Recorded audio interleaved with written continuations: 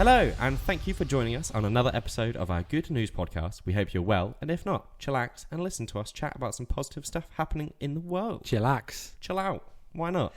Hello everybody, welcome back. Episode 24 of Good to Know podcast, where we bring you positivity. All the time, yeah. For the listeners that are listening right now, not on October 10th, which is the date today, which is when we're recording, it is currently World Mental Health Day. So I have got a segment for World Mental Health Love Day, it. which we'll go on to later.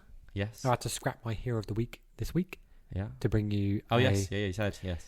It's I'm not going to say it's a really positive story about mental health, but it's a eye-opening story about mental health. Which is necessary. About awareness, okay? Yeah. Which, to be honest... I thought I'd bring it this week. I just spat and a little bubble came out. Nice. That's weird. Did you see that? You're like, you eat very liquid. Yeah. But no, it's necessary stuff. So also, if you haven't seen it already on our socials, jump over to them now and have a little goosey gander for all you good news peepers. Because a couple of people in there from the Human Library and Emily Lahaye, people like that, they're also about mental health. You should definitely go and have a little look, have a little read. Talking about Emily Lahaye. Yes.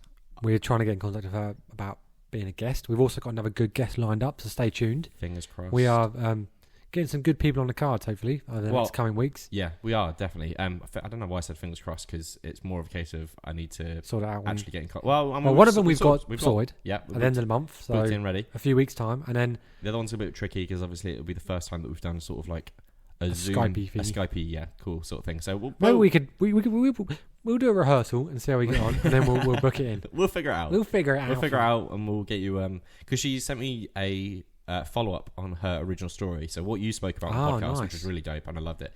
She got in contact with us and she sent me a video. She also said that she loves the podcast, which oh god, I'm so grateful for. It's unreal. So yeah, I'm gonna have a little watch, have a little read, and then. And she's in Melbourne, in Australia. She is. So we could send. We could ask Callum to send a sticker. We should definitely send her one. We'll message Callum saying, "Can you just pop this down?" Because it'll be local to him. Yeah, but yeah. So I thought I'd let you all in and send exciting times ahead, right? Yeah, exciting times ahead. I'm so buzzing. It feels like it's really like sort of popping off now at the moment. So yeah. Do you want to jump straight to your head? Your good news story. No, you can go first today. Do you want me to go? Yeah. Okay, cool. So we're keeping it relatively local-ish. We're heading over to Ely, Cambridgeshire way, where something truly vibrant is turning heads, literally. Picture this. You're walking or cycling through what used to be a dull grey underpass beneath the A10. Well, it's no longer a dreary, gloomy place of sadness, thanks to the creative and local students from Ely College and the talented team at Splash and Dash Creations. What a name. Splash and Dash. That's what you called your company. Yo, what are you? Right, Splash and Dash, mate. See you later. The boring concrete block is now a community canvas, which is pretty dope. I assume you have a picture of this. I don't, because ever since you said I'm gonna make a post about it. I've already made the post and I will put it up. Oh, you're gonna next week find the picture.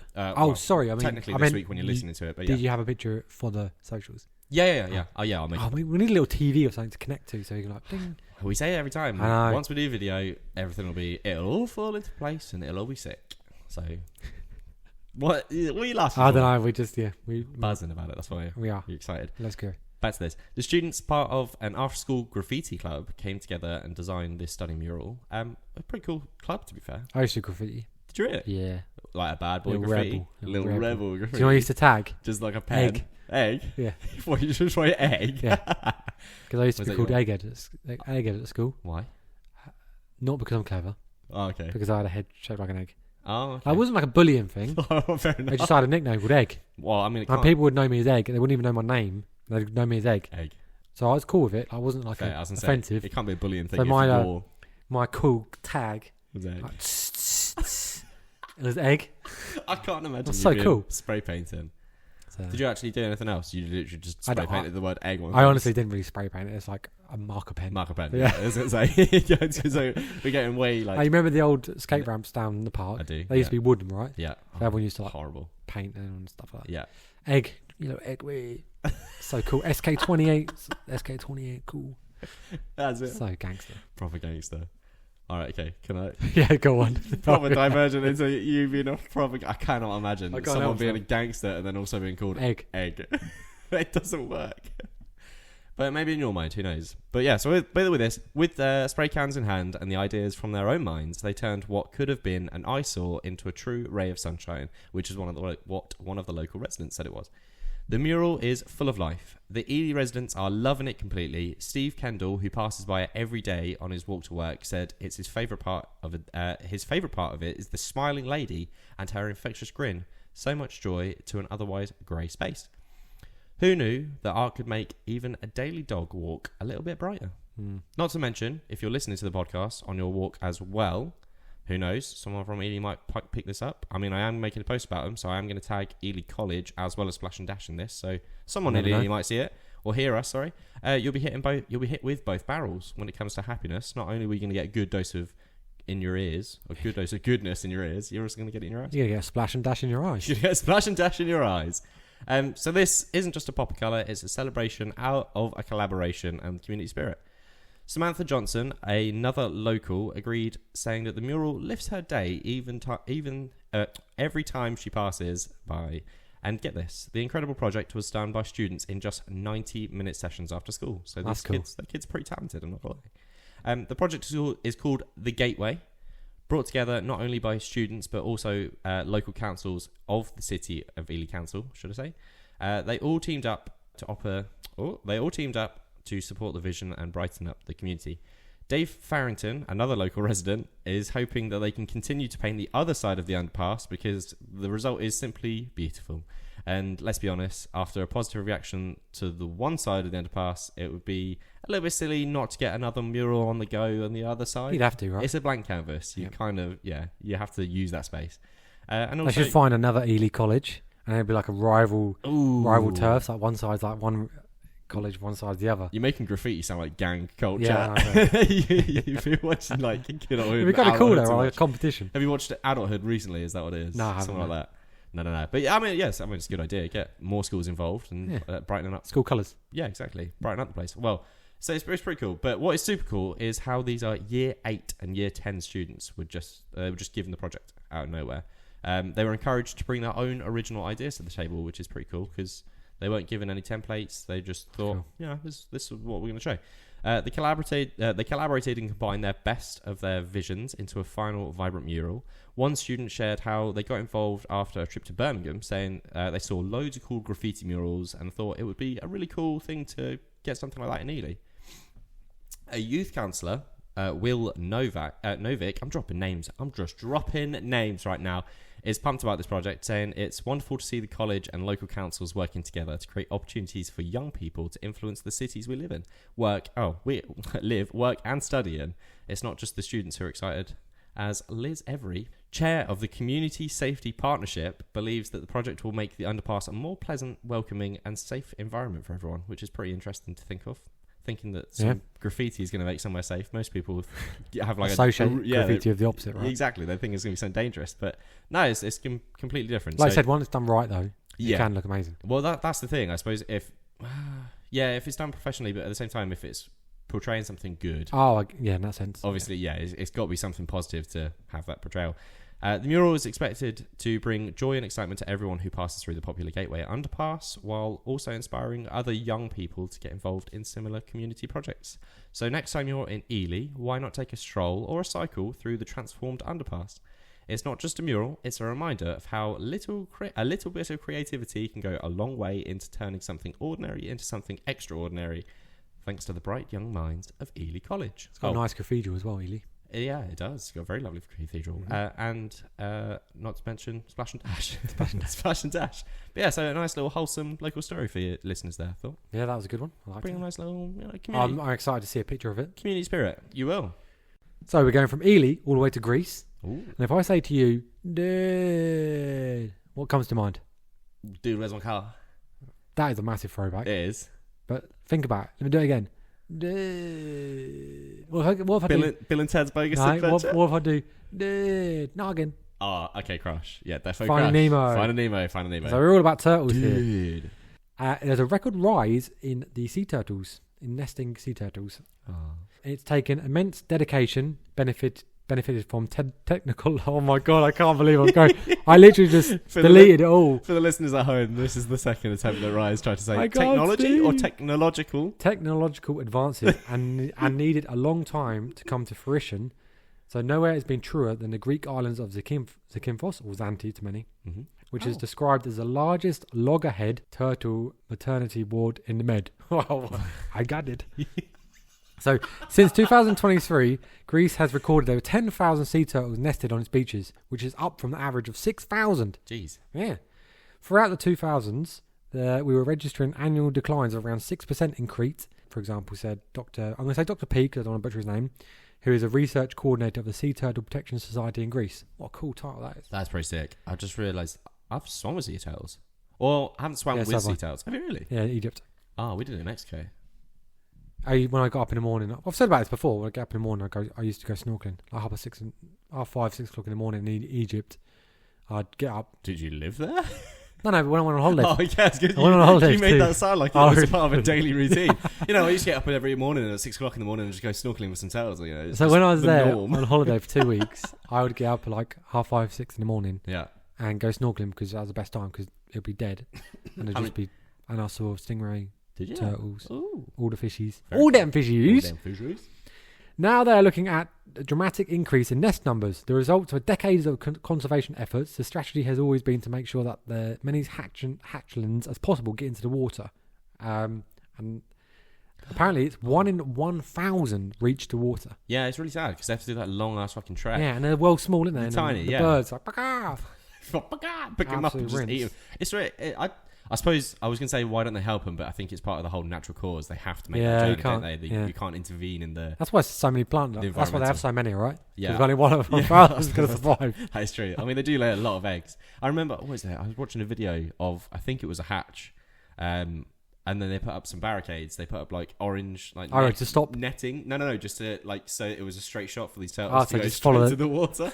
And there was just people just watching them. They can't touch them, but they're just literally. You just want to yeet them and go, just ushering them on.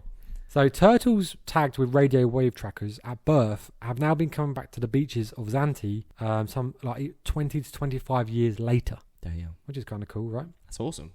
In some points of the island, there is one nest every 50 square centimetres of sand. That's a lot of nests. Wow, it's like no beach. Some beaches are strictly monitored during nesting season, a tactic used in Florida, where sea turtle numbers have been growing steadily for years, with the installation of CCTV cameras to help the turtle protection teams in the presence of predators such as crabs and seagulls. That's pretty good. So they're trying to defend the turtles. Awesome. Do you reckon this is a result of... Drumroll.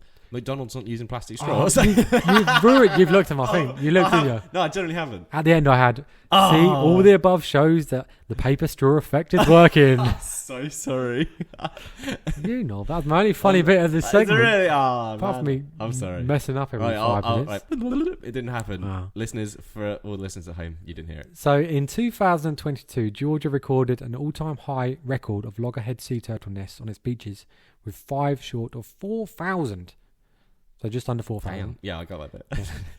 In 2023, Palm Beach County saw over 20,000 nests, a nest rate never seen before across several beaches. That's pretty awesome, yeah. African turtle havens in Cape Verde have also seen a massive increase in the numbers of nests, recorded 200,000 sea turtle nests in 2020. Man, this is a lot of turtles. The nation has worked incredibly hard to cut down the poaching and turtles and their eggs. Wait, they got poached? What do they get? Turtles probably for the show, right? Oh, yeah, I suppose. I don't know what else they have in terms of... Do they what you eat turtles? I've never heard of somebody eating a turtle. Although you go to some countries, they'll eat anything, right? No, Christopher Columbus. Yeah, I'm pretty sure there was a story about him eating... I don't know if he took tortoises with him, not turtles. It might have been turtles as well, but when he was on the boat, there was supposedly stories of him eating turtles. He'd boil them in a turtle pot. Okay. And he'd boil them in a turtle pot. Yeah, he had a special pot dedicated to boiling turtles or something. It was like just a large pot. And he'd eat them out of their shells sort of thing. That's nice. Yeah, I know, it's a bit morbid, but back in... I guess back then they just pick where they could eat. They could eat anything because there was no endangered species. They didn't know endangered about species that. wasn't a thing. Yeah, exactly. So the thing is, though, right, on the flip side, because turtles live so long, if there was to be if every single hatchling survived, there'd just be so many, right? Influx, yeah. There'd be they'd become a pest at some point. Yeah, they would become the opposite. Yeah, exactly. Oh, do you reckon the turtles keep growing? They obviously reach a point.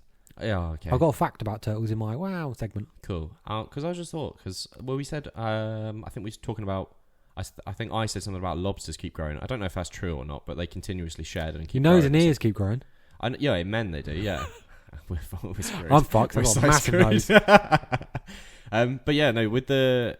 it'd be cool if turtles did, because imagine seeing like a giant sea turtle at some point. That'd be dope. Just... What do you mean, it continuously growing until it's like soaked like a table? Well, no, obviously not like a dinosaur sort of level like size, but it was like... imagine you were just... you said you went to go see whales. Yeah. Imagine if you had the same excitement of seeing a giant sea turtle. It'd be so sick. You never know what's out there. Or you'd be terrified. You'd be like, oh my God, I'll be more terrified. Yeah, that'd be quite You'd want to jump on it, wouldn't you? Like Blastoise. Ride it out. Yeah, literally Blastoise.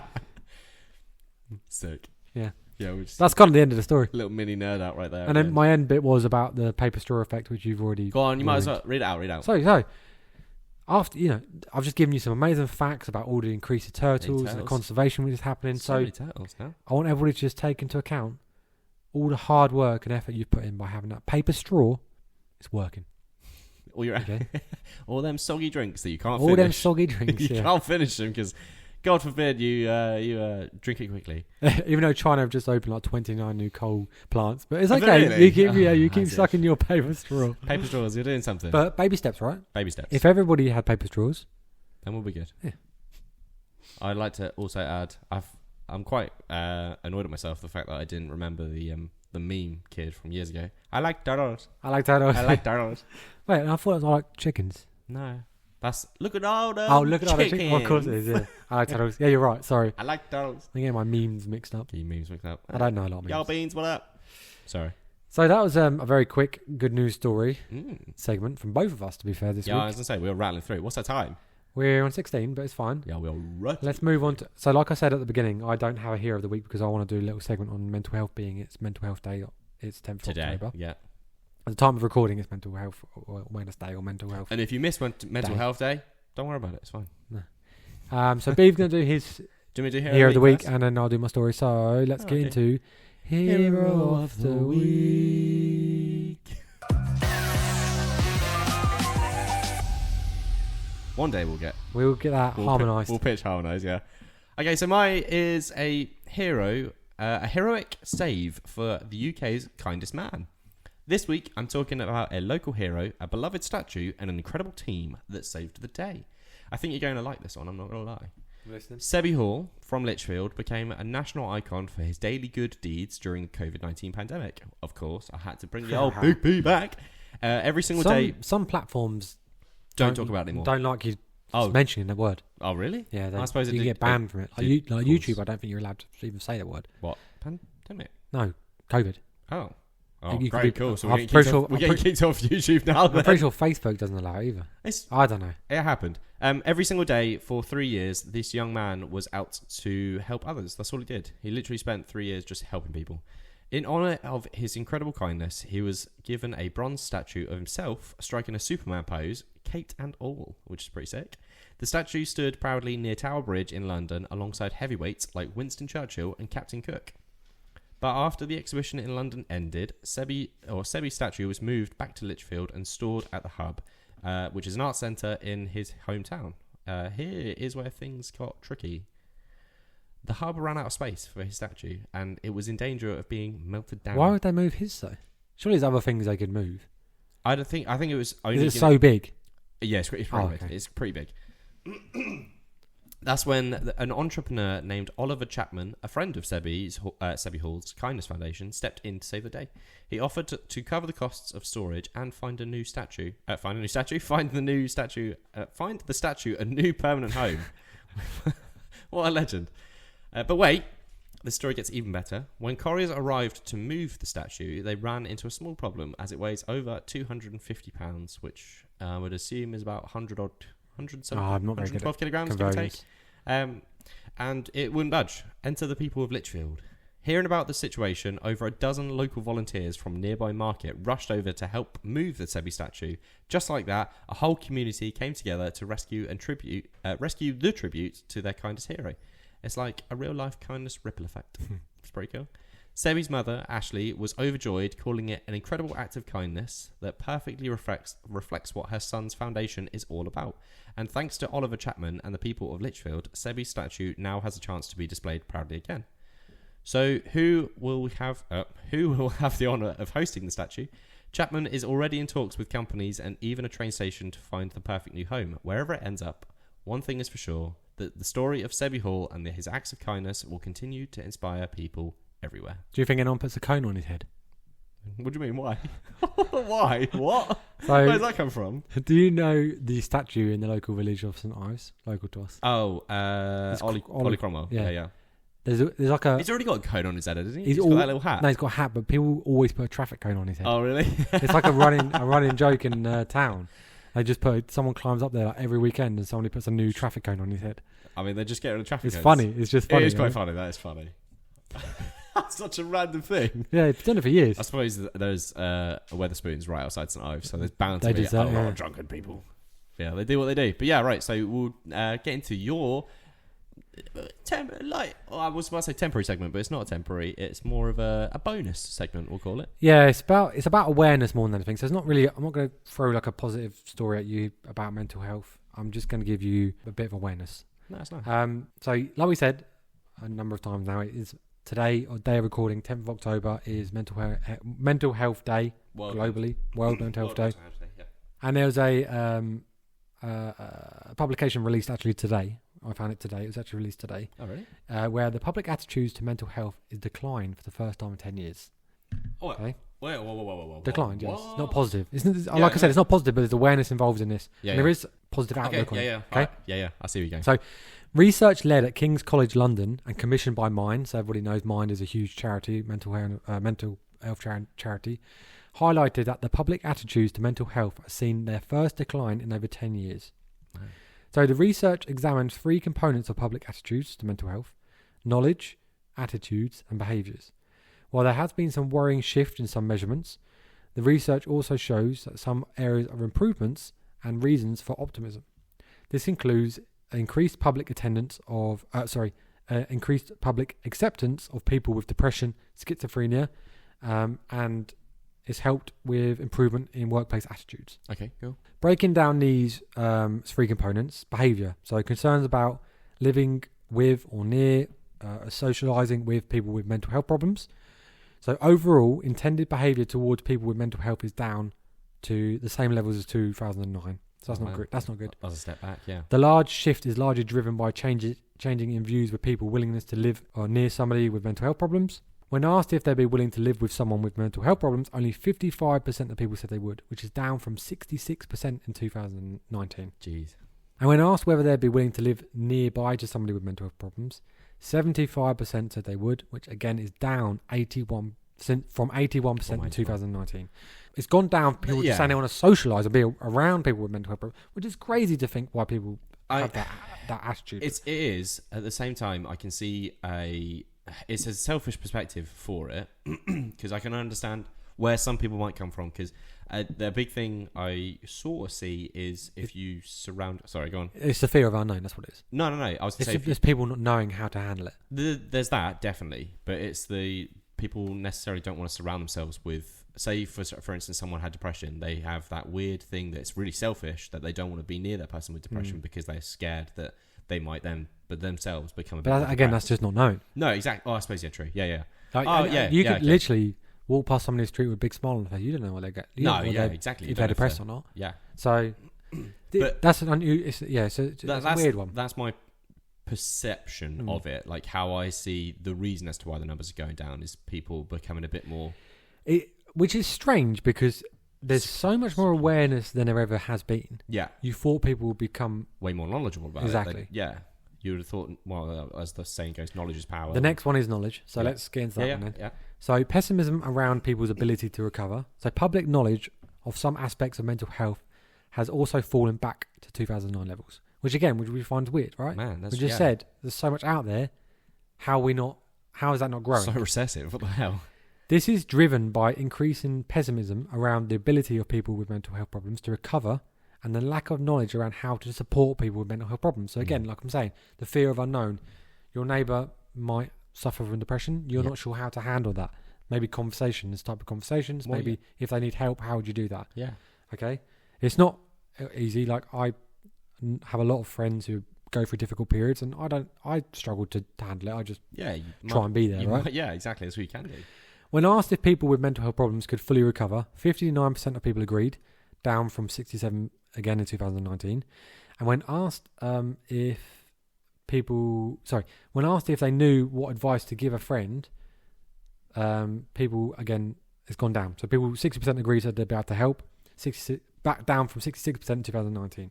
So again, this is maybe a result of public concerns around the issues faced when trying to assess mental health services and challenges. Again, there's a bit of fear of that, right? I must admit, if I was to be asked the question, what would you do if you were asked to help someone with a mental health disorder? Signposting, that's the problem. You don't know where to signpost, right? Not in that, but I reckon I would also struggle to answer that of question. Course, most people would. You wouldn't know where to start, but I suppose because there's not enough signposting out there. That was one of the big things about the group that we used to run. One of the main aims was to signpost people to the right direction. We were never there to help people recover, so to speak. We were there to help people talk and help signpost people to the right place. Okay. That was the concept of the group. So right? there you go. Yeah. So the third concept here is attitudes. So community care concerns. So attitudes to mental health have dropped to 2014 levels, driven by a declining attitude to community-based care. A complex picture shows while decreases in prejudice achieved in the past 15 years have been maintained, there is declining faith in sustainability and efficiency of care for people with mental health problems in the communities. When asked whether the best therapy for many people with mental illness is to be part of a normalised community, 72% agreed, down from 79% in 2019. At the same time, only 11% of respondents agreed that there was sufficient services for people with mental illness, down again from 16% in 2019. Which is still a pretty low figure in 2019, Very to be truly honest with you. But reason for optimism. So there's been improving acceptance of depression and schizophrenia, like I said. Since 2007, people are now more likely to say that they'd be willing to make friends with somebody with depression or schizophrenia, as well as have them as a colleague, accept them into their family, and have them provide childcare. The largest shift shows that 80% of people would now accept someone with depression, marrying into their family, up from 53% in 2007, so a huge increase, which is good. Jeez, yeah. And then schizophrenia, those figures have moved from 37% in 2007 up to 72%. That's good. Again, it's huge. That's a brilliant ramp jump, yeah. Huge jump. Ramp jump. There's also been a significant improvement to perceptions of schizophrenia and depression in the workplace since 2015. A Professor Henderson went on to say the drop-offs in scores relating to knowledge and support for community care for people with mental illnesses suggest that some aspects of mental health stigma are still on the rise after years of improvements, which is something that they need to be addressed. He predicted that the aspects of stigma have worsened since 2019. He thinks they will improve if we are to improve the economic conditions and assess treatment for common mental illnesses improve. However, it remains to be seen whether improvements in the course of time can change, with such programs. May rattle off information. There is so much to talk about here. I don't think I'm about to get through it all. It's important to get through it. It's stuff that people need to do. I'm going to pick somebody else here out of my big text here, who is a lady called Denise Martin, who is she's a volunteer and a champion of Mind. And she said she grew up through 70s and 80s where the mental health stigma was a commonplace, right? There just wasn't no knowledge about it. No, yeah. Mental health, like I said here, mental health education was just non-existent. Derogatory terms were thrown around at people, calling them horrible names. You couldn't speak openly about your mental health. The general concept of back then was get over it. Yeah. Right. The word we had banned in our group was man upper up. lip sort of thing. We banned a word in our group saying you're never allowed to say man up. Yeah. In our mental health group, which is fair, right? Yeah, it makes a lot of sense. You can't just go, I don't have depression anymore. I'm just going to continue on. So when she this is Denise again still. When she qualified as a mental health nurse, she made a pact with herself to disclose. So she had bipolar, right? Oh. And she made a pact to herself. She didn't want anybody to know. Several years ago, she was offered a job, but the offer was withdrawn after they made her aware of her condition. The whole episode made her feel less of a person, and after that, she experienced extreme depression, and she let go of her nurse practicing after 28 years. Jeez. And hasn't been confident enough to enter employment since. So in a world without stigma, I would have been able to hide who I am. Yeah. So that's sort of a shame the fact that it's there, and I mean, obviously I understand it from her perspective. She wanted to hide, obviously, having bipolar. You don't want people to know your own business, that sort of stuff. But at the same time, it's sad that she had to feel like she had to hide that in the first place. Ideally, well, in an idyllic world, you wouldn't have had to disclose, or you could have disclosed it, and you should be able to disclose it. You wouldn't have had any prejudice against you, and it would have been totally fine. But I agree. So there is a bit more to this, but I'm not going to go too far into it because it's a number of different people have gone through different situations. I mean, if we... But this was published today. If you go onto the Mind website, I'm pretty sure that's where the publication was on. It's also on King College, London. That's when I was looking around, it's on the two places, but it was released today. It's a good read, interesting read. Like I said, it's sad to see numbers coming down. Yeah. In terms of positive outlooks, but I guess that's why we want to do it, make people aware. If they come down, we can only get back up again. Yeah, that's all we got to do is spread that positivity. That's what we do. Make people feel welcomed. Accepted. Just talk to people. Yeah. Accepted, just talk to people. I mean, what we've done, we've covered so many stories. People with depression don't want you to try and cure them, so to speak. No, cure might be a strong word, but no. They just want to talking about, feel normal. You can't just be normal. Suddenly not have depression. You ease your way out of it. Like, I mean, what we said? You might never. I think it was episode 5 or 6. We were talking about little things. If you had depression and you did a little good deed for someone, it slowly makes you better. Yeah. There's no curing it instantly. No, and I mean, some people it might never, but it's how to deal with that and making sure that people just treat people normally, man. That's an easy thing to do as well, isn't it? It's mad. Be normal. Just be normal.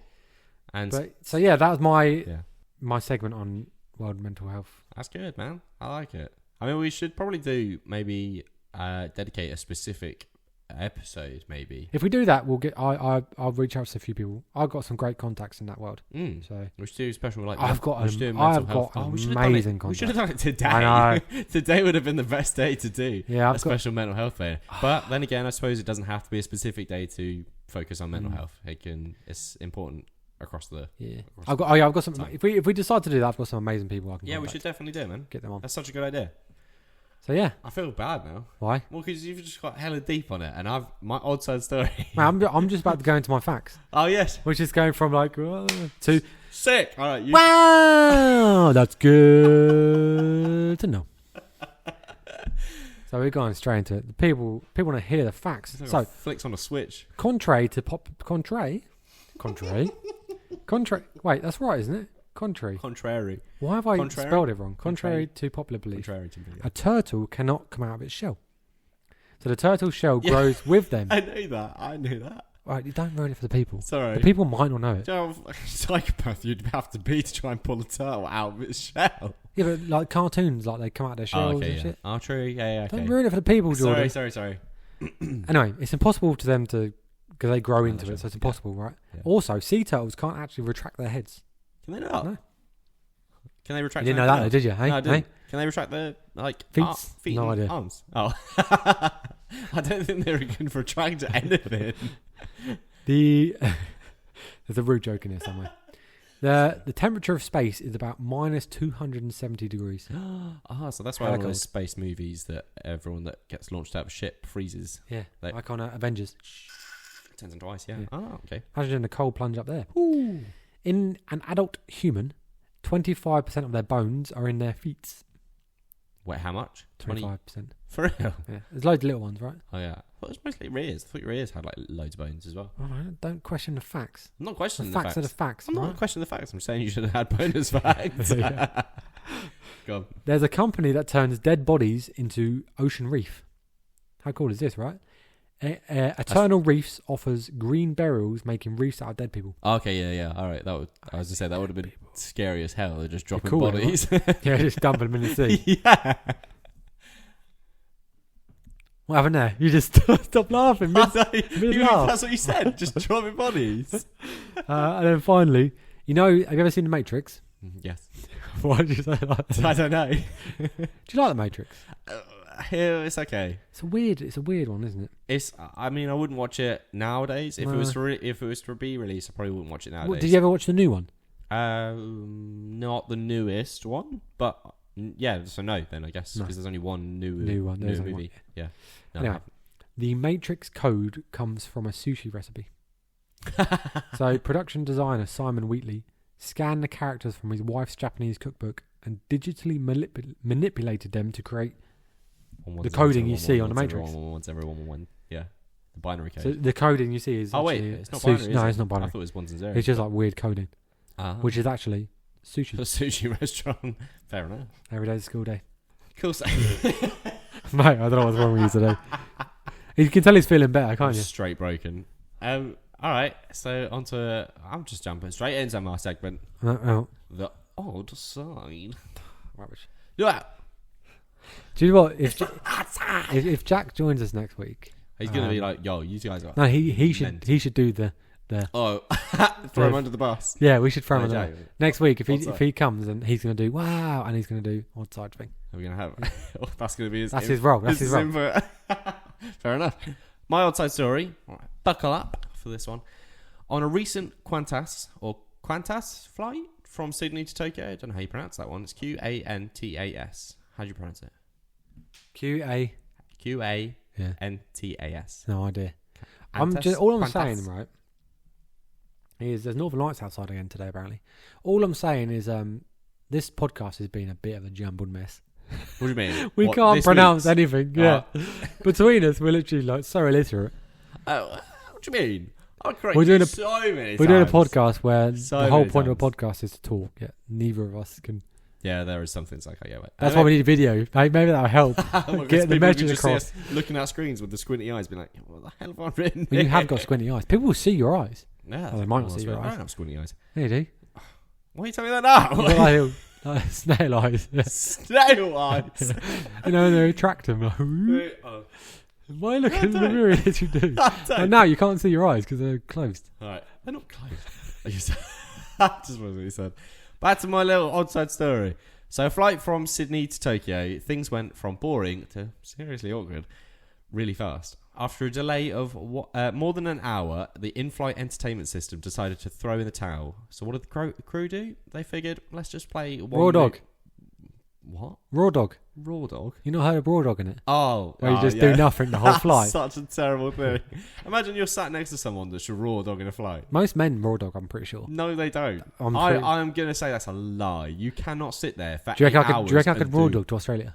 You look like a psycho. You just sit there, just facing the front. When I fly to see Callum, someone is going to ask shall I see if I can... I'll record... do you know what I'm going to do? Do you know what I'm going to do? It, yeah. I'm going to take a GoPro. That's going to be so funny. And I'm just going to do I'm not even going to skip... I'm just going to release a whole flight video on YouTube, right? Image, the raw video. Mr. Beast got famous by doing counting, right? His biggest video was like counting to whatever it was, 100,000 or something. Yeah. So mine's going to be raw dogging for the whole flight. 20, like I'm literally going to put a GoPro. I'm just going to stare at a GoPro the whole time. So do you reckon that mentally break me? Yeah, it will, 100%. This is why I do why? not think people are actually raw dogging. I think it's a lie. I pretty much raw You wouldn't watch someone for 8 hours just sat there staring at the flight simulator. Honestly, other than nuts. no, honestly, other than editing the podcast, when I flew to where did I go away? Iceland. When I flew to Iceland, albeit it was only like 3-hour flight, I edited the podcast and I just sat there. That was it. I didn't do anything. How long did it take you to edit the podcast? 2 hours. I'd partially done it, so it only took about an hour and a half on the way out there. Yeah, so you had an hour and a half of just sitting there raw. Way home. You raw dogged an hour and a half out of a flight. Way home. I don't do anything. I don't look at my phone. I don't play games. I don't listen to music. I don't read a book. I just sit there. Were you asleep? No, just looking around.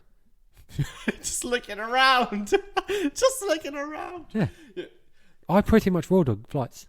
I put a wager. I am the creator of raw dogging flights. I'd put a wager I could raw dog to Australia. Record it, and we will. I can't promise you I'm going to sit there and watch you 22 hours of you just looking at a camera. I might be going to Abu Dhabi next year, but I'll have Rupert with me. So it's difficult to. Oh yeah, that'd be I got to look after him. Your son just looking at you like, Dad, what's going on? What's wrong with you? Next flight. But Australia would be the peak, right? That would be like the pinnacle. That is. Raw dogging to Australia. That is probably the water. I was going to say we should get Callum to do it when he flies over for my wedding, but he'll have Cora with him, so you have to look after it. Yeah, again. I can't. That's just so weird to me. I can't imagine it. I can't imagine sitting on a flight and looking over. But what do you do on a flight? I listen to music. Yeah, or I download so many movies on Netflix or something. Yeah, I don't do that. I just sit. I've got it in me. Honestly, I've got it in me. I can't get over the fact that you just said, I just sit. I just do nothing else but sit. Go on, crack on. Such a weird concept to me. I've never understood it. I don't believe people can properly raw dog like 8-hour flights. I mean, maybe in the sense of like it's technically it's mainly blokes. Meditation. I'm pretty sure it's mainly blokes because they're more. It's more because they're disorganised and they don't bring anything. They're not thinking of it. So Alice will download stuff ready to go. Yeah, and I'm just like, shit. I've got nothing to do. And I'm on a Ryanair flight with no TV for 4 hours. I'm just going to have to read this label of how to get out of the emergency exit for 4 hours straight.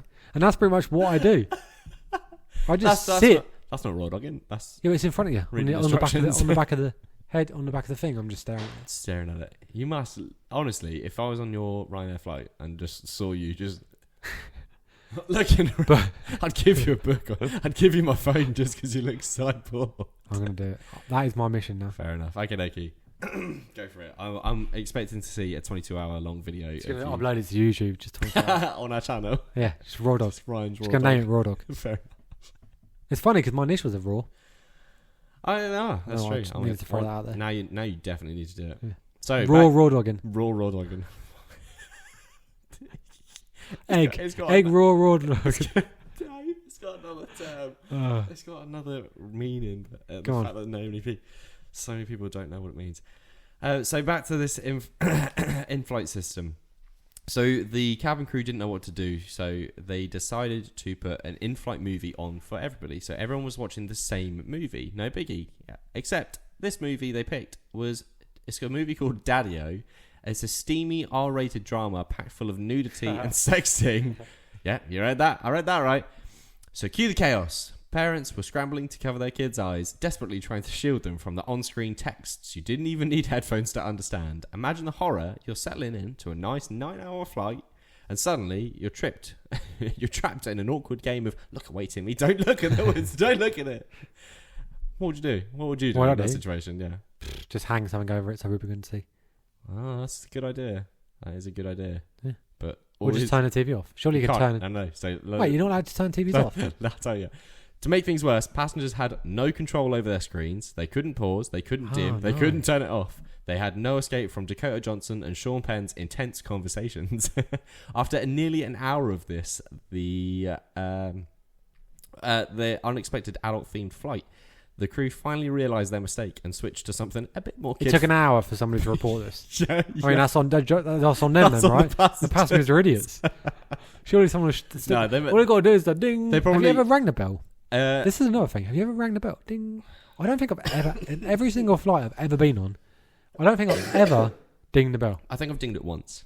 Really? I think it was when we were going to China, and it actually made that boom, like the noise. Yeah, it does make a dinging noise. Yeah. Did they all make the ding noise? Yeah, I thought they just did a little light. No, they're dinging noise. Oh, okay, yeah, the one in China did. That was when that was one of the worst flights I've ever been on. Why? I asked for apple juice, and when she gave me the apple, well, she didn't give me the apple juice. She held it in front of me while she was talking to another passenger, and without realising, I didn't see it. I was talking to Becca, and I whipped around and slapped the apple juice out of her hand. It went all over me.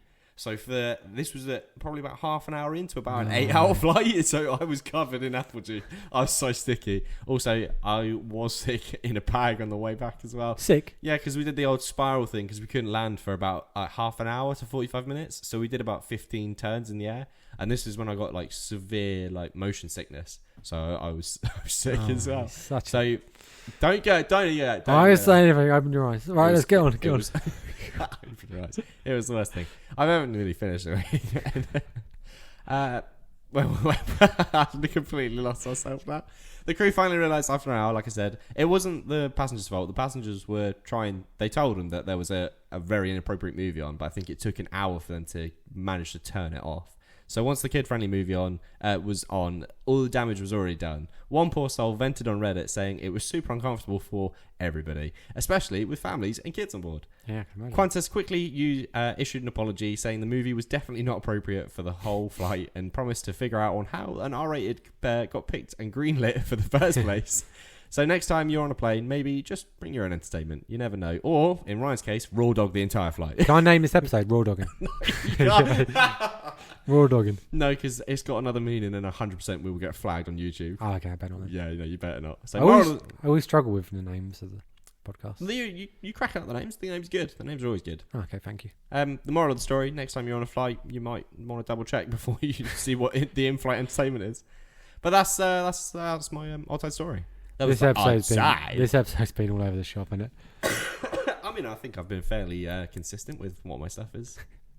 I'm looking forward to editing this. I reckon I can get it down to like a 20-minute episode because of the crap we've talked about. No, just joking. But nah, you get it raw. We get it raw. We get it raw, dog. So, thank you again for listening. If you've found it enjoyable, this week's been a bit of a shambles. If this is your first ever time listening to us, episode 24, we're sorry. It's not always like this. We're right? so sorry. I don't know why we've gone a bit giddy today, haven't we? Oh, yeah, that's me. It's gone a bit left or a bit west, as they say. Yeah. So thank you for listening, and please share it with your friends. Help us grow the podcast. Friends, family, everybody. Yeah. The biggest thing is we want people to email us and interact with us. That's the biggest thing. Interact with us. Comment, like, DM us. DM anything. Leave us a review. Reviews will definitely help us. And email us on the KTGGTKpod@outlook.com. We just want to be interacted with. That's the biggest thing. To show that you're listening. We can see numbers, which is fine. Yeah. But it's not the same. We want to hear your voices. We need that human interaction. We need that interaction. We need that human connections. So thank you again for listening. Every Monday we release a episode of Know the Good to Know to brighten up your week. Mm-hmm. And the motto we always like to finish on Hold on a second. What? You can also find our dope posts that we keep putting up there at KTGGTKpod on Instagram and Know the Good to Know Pod on Facebook. Yeah, something like that. And Know the Good to Know podcast on TikTok. I'm pretty sure. But, I mean, if you type in one of those things, you'll find us somewhere. Yeah. But, yes, like Ryan was about to say, we do like to end on a nice little comment. Comment? What would you call it? Quote? What did you call it? Motto. Which is? Stay positive. Stay positive.